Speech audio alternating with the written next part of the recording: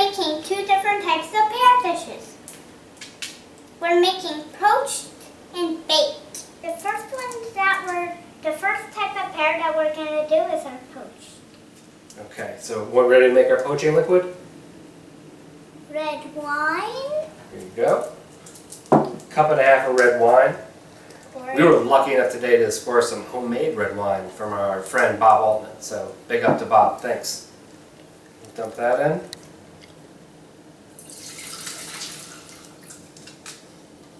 And then we got a half cup of sugar. Half cup of sugar.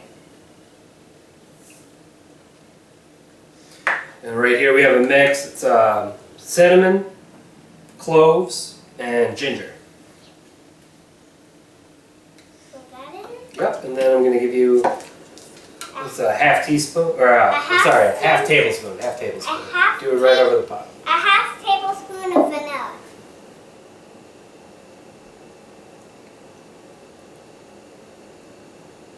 That's good. Yeah, perfect. Dump it right in.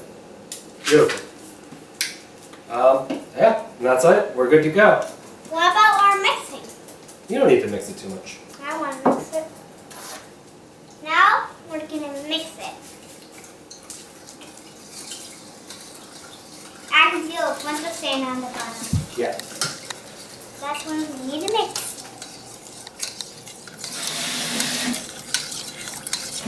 And I'm going to add about a half a cup of water to the mix too. There's other ways you could do this. A big chunk of orange peel would be nice in here. We had everything ground up, but if you had whole cloves and a cinnamon stick, that'd be even easier to use. You just strain it out at the end, and like the stuff is just going to be kind of sitting in there. Beautiful. I think we're ready to go. Let's get that on the burner. Alright, so we got our poaching liquid on. While that's coming to a simmer, we're going to peel some pears.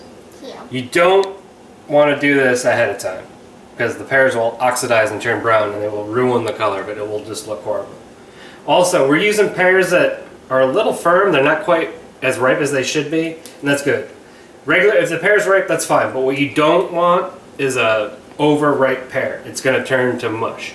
So if you get pear, like, you know, everybody when they buy, like if you get like a big bag of pears, there's always a couple in there that are just rock hard. They're actually perfect for this. I have two peelers here. This one works awesome. It's super quick.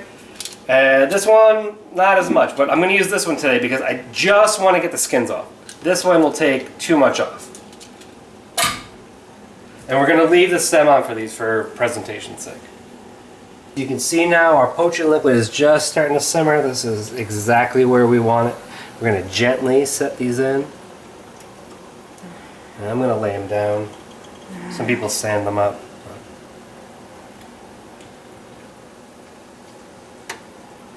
Why did we leave the sticks down on? Oh, just because when we're all done, it's going to look nice when we present it. So now that they're in here, they're going to stay in here for about 15-20 minutes. You want to turn them every couple minutes. Yeah, this side's like we're going to make sure. That's what's nice about a pear is the flesh, and when you're doing a red wine one, the color will give it away. You'll see where you missed. If you did this with a white wine, you're going to have to pay a little bit more attention. But just let them hang out for a minute, and while that's going on, we'll work on our next one. Sound good, Aubrey? You got it. All right. We're going to make our baked one next. Perfect. I'm going to turn this down. All right, so the next thing we're going to do is our baked pear. So what you're going to want to do for this is remove the stem. We'll get to that. You're going to right down the center. And then we're going to remove the core. I have this melon ball. This is a 1 ounce one. This is a little big for what we're doing. If you have a ½ ounce one, that'll be perfect. We can still do it. We just got to be a little more careful. Don't go in all the way with something this big. You just want to get the seeds and the, the rough stuff out of the core.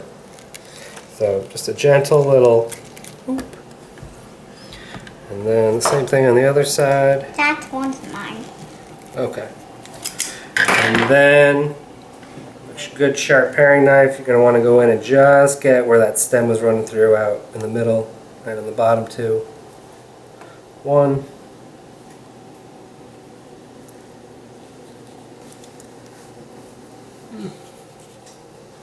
go.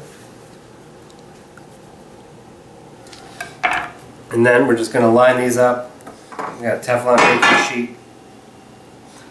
Put them that side down. And we're going to pop those in the oven about 400 degrees for 15-20 minutes. We'll check on them. As soon as they start to get a little bit soft, they're good to go. Yep, definitely done. Alright, so it's been about 5 minutes. We're going to give these a quick turn. You can see they're already starting to get some color on them. Good, nice.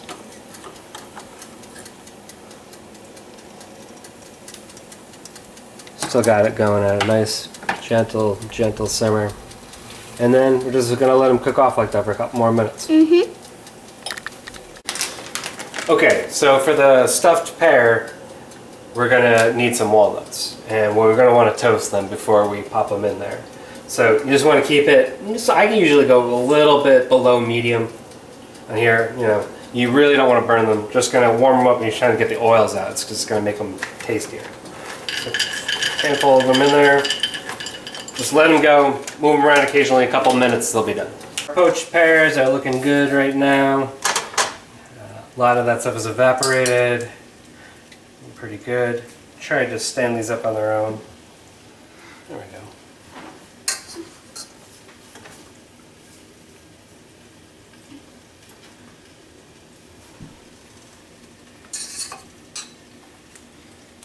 Alright. Lots of times these won't stand up, so it's an easy trick. Just like that, cut the bottom off. It'll stand up perfect.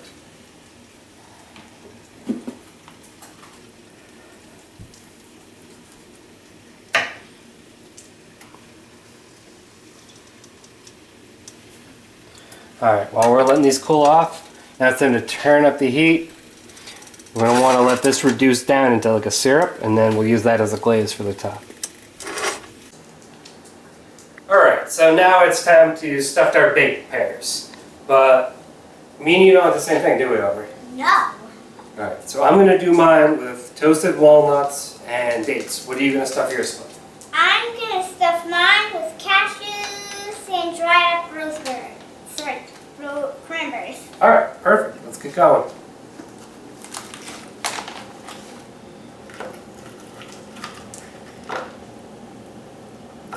See, I turned mine into like a ball. I just pop it in there. You're just filling it right up, huh? Way different. Way different. Still look good.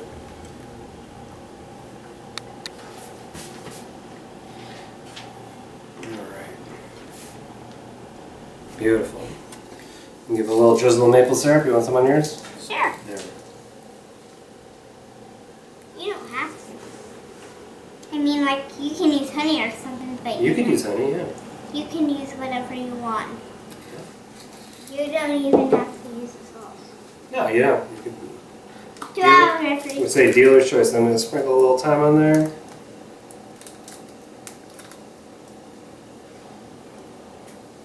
And now we're going to get our blueberry Blueberries around. You going to do that? Mm-hmm.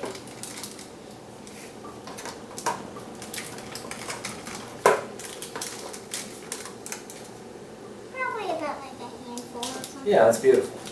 Now, we don't do dessert a lot around here, do we?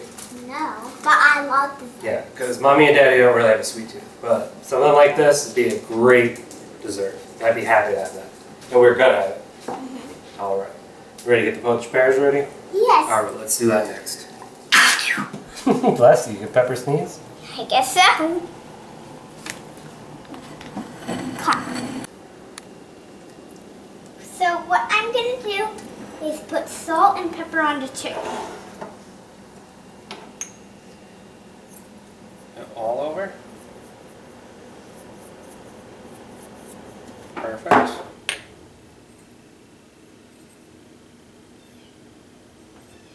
Looks good. I'm going to add just a little more around, okay? Watch out for pepper sneezes. Yeah. Alright, now what we're going to do... Oh, you want a little more on there? Alright. Just to make it fluffy. Alright, and we're going to put these skin side down in a cast iron pan at medium low. We're going to try and render off some of that fat, and then we'll turn it up and get the skin nice and crispy before we pop it in the oven. You could even do this cold. and then turn the heat up.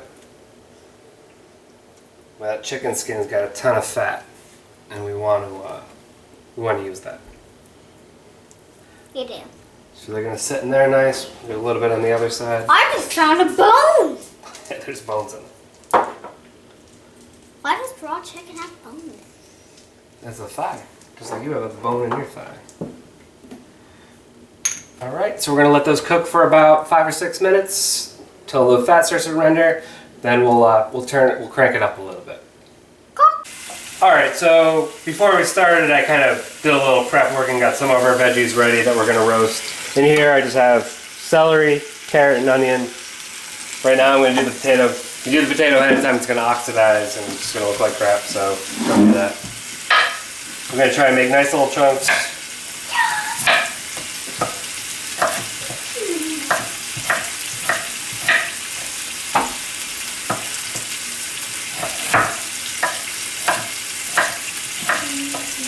Nice little cubes, about like, oh, that big.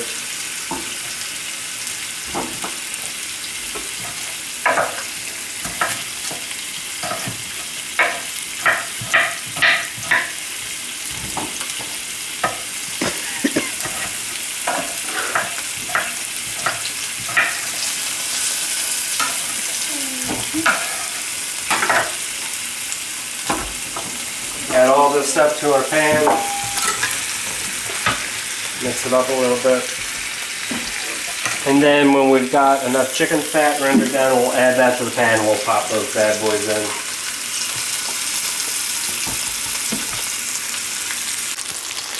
Alright, so we've got a good amount of this chicken fat rendered off now. So we're going to remove these. Get a nice little collar on there. Set a towel up underneath so you don't drip onto your burners or wherever you're working.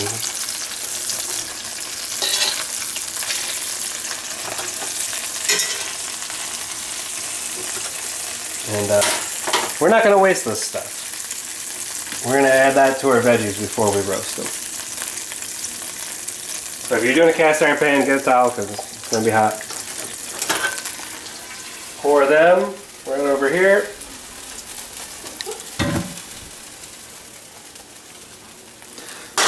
It's not quite enough, so we use a little olive oil, whatever you got laying around.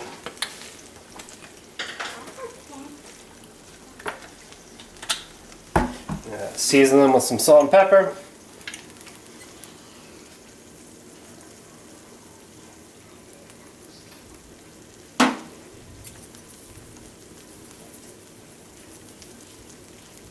And then right here I got some rosemary and some thyme that I just kind of chopped up real loose.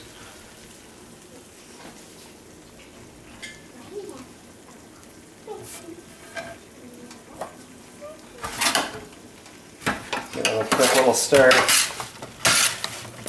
Don't be afraid to use your hands to get in there. Just want to get a little oil on everything, get it nice and coated. You can do this in a bowl too. I'm not today. I'm just gonna be amazing.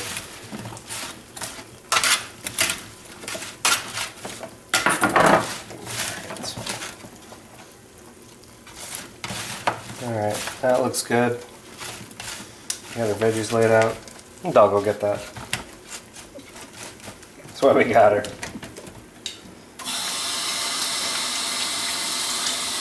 Alright, and then into a 425 oven.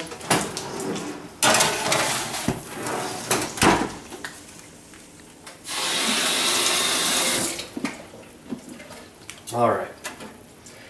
Now here, I have what a lot of people would throw away. The ends of the celery, the leaves, ends of the onion, little bits of ends of carrot and stuff from earlier. Most people just chuck this stuff out. Don't. You can use this stuff. We're going to add this right into our pan. I'm going to set our chicken right on it.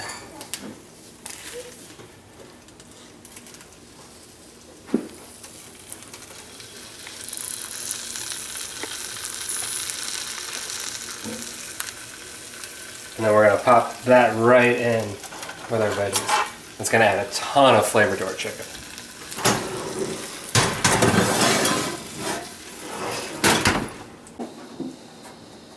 Alright, so our chicken and our roasted vegetables are done. We've got that plated up.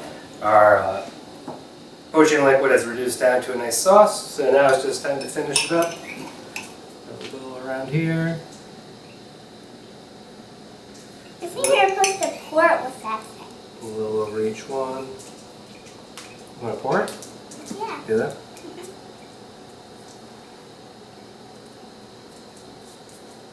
Gets more sauce on it. I'm so happy to try these desserts. Yeah, me too. Alright, so we've got our poached pears.